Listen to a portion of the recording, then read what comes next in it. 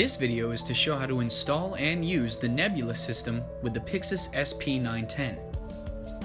For this procedure, you will need to have recorded absorbance levels of the known reacted phosphate standards.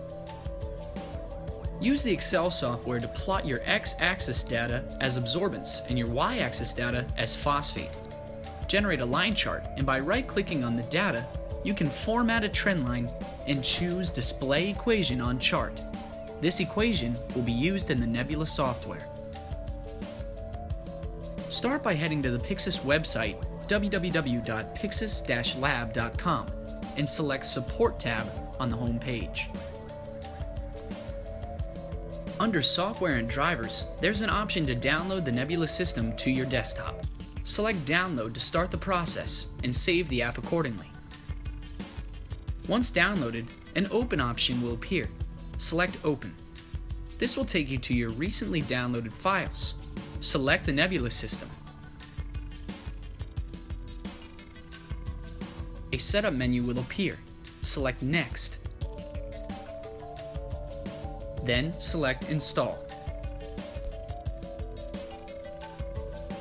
A new window will appear. Select the Extract option to launch the installer. Then select Next. After reading the license agreement, select I accept this agreement, then select Next.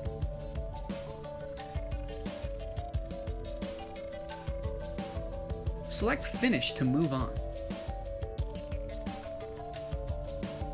The Nebula setup is complete. Select Close.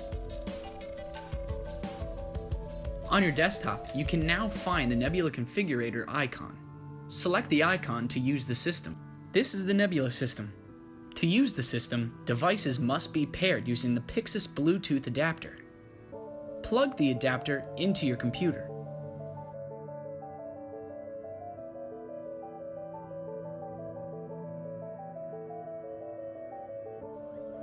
Now on the SP-910, press the center key to power on the device. Then select System in the main display menu. Then select BTLE. The Bluetooth adapter will now recognize the SP-910 in the Nebula system.